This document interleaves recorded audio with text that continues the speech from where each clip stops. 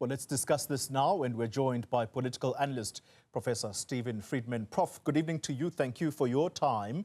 Let's begin with the words of the ANC Chief Whip in Parliament, talking immediately after today's proceedings. Dumiseni Ntuli saying to my colleague, the DA is or was a member of the GNU. Whatever their status is, it is going to be discussed. However, what he was clear about is that there was, quote unquote, a betrayal when it comes to the voting of this budget. Is the DA as good as gone from the GNU? Well, not necessarily, Collie. They've got to I gather they're going to make a decision this evening. There is nothing in the Constitution which says that they have to leave the government. Despite what the President may have said on a hot mic, I'm not sure it's quite as easy as people seem to think to remove them from the government. I mean, you've said, as the ANC, that this is a government of national unity. They've got to explain why you're removing a particular party from it. So it's not a done deal. I think the other thing to bear in mind here is that even if people in the ANC and even people in the DA think it's a done deal, there's a lot more water that has to flow under the bridge here. Basically, this resolution was passed by 12 votes. Quite a few of those 12 votes are from parties who are only voting for it because they expect a process which will mean that the VAT increase won't be introduced. So there's no agreement even on that. So it's a very fragile majority. And, how is this majority going to govern for 3.5 years? Some of the parties who voted for it, like Action SA, are not even part of the government.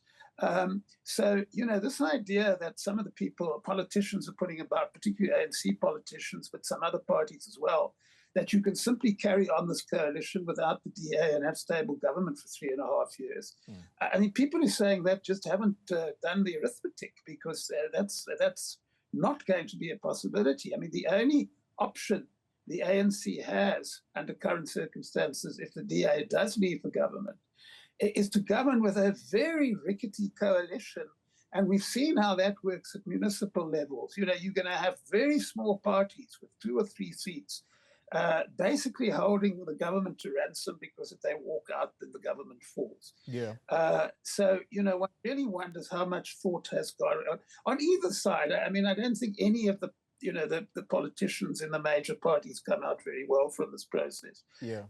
The idea that they can now go ahead with a stable alternative to what we've had since last year, I think it's a fantasy, quite frankly. It's just not going to happen. Prof, you're taking me down a slippery slope inside now the internal ANC dynamics, which I do not want to focus to tonight. But let's do this, Professor. You will tell me whether you want to go there, but in the main, we still have a budget that has to be passed in its entirety, Professor. And the Democratic Alliance is clear that what happened both yesterday at the committee and today inside the National Assembly was illegal and unconstitutional. If they win in court, what will it mean for the status of this budget? Well, it's something very simple. It means you have to do the whole thing all over again. So that is one factor, and you're quite right to draw attention to that factor. Of course, it's not only the DA which is taking this view. The EFF is arguing that the process wasn't proper and it might go to court. So that's the first problem that they have. The other problem they have is, and I'm glad you've drawn attention to it, because a lot of people seem to think that the budget is passed. The budget is not passed. The fiscal framework and the revenue section is passed. The whole budget is not passed yet.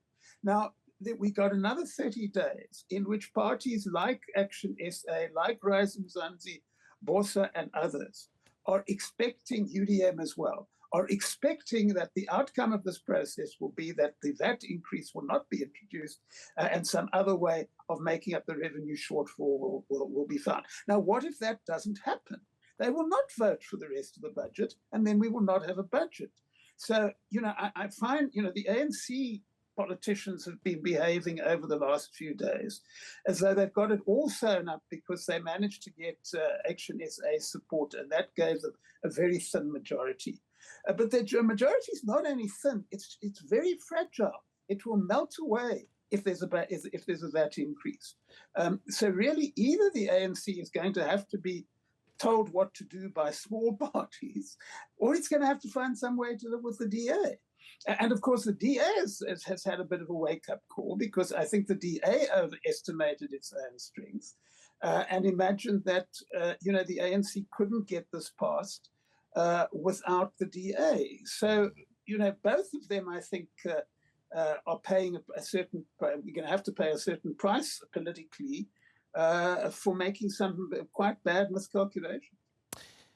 You've raised the question about the DA possibly remaining, and I countered and said that then drags us into the tensions, or perhaps what some people will say are going to be friction inside the ANC.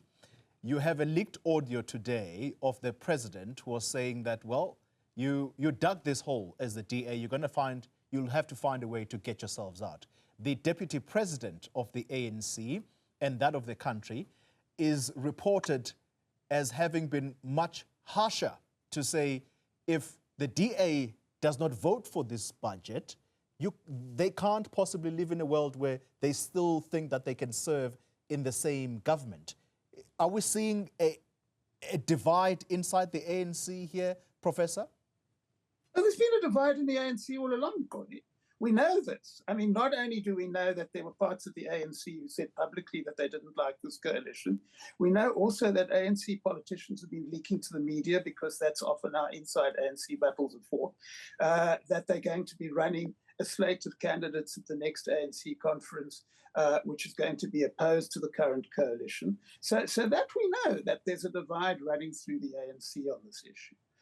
What seems to be happening at the moment is that the voices who are opposed to the coalition seem to be gaining influence, and those who are support the coalition have been losing influence. But I come back to what I think is the main point here.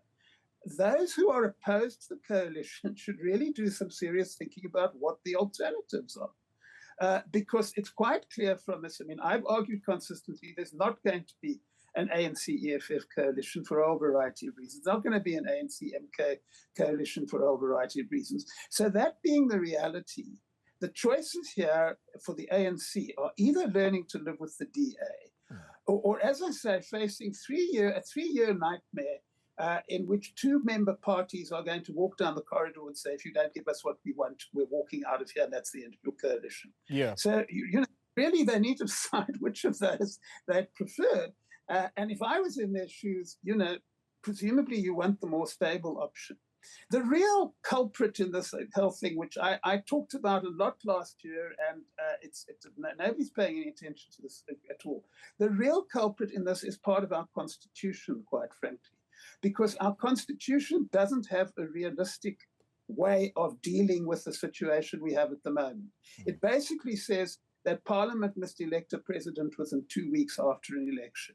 That means that if you have two parties like the ANC and DA who've been fighting with each other for heaven knows how long, if they need to form a joint government, they have to do it in 2 weeks.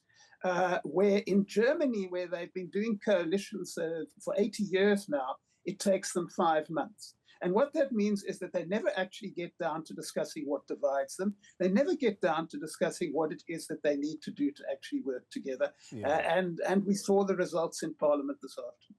Very quickly, Professor, how does the DA live with a clear conscience in government, knowing that they did not vote for the very budget that they are serving the people through?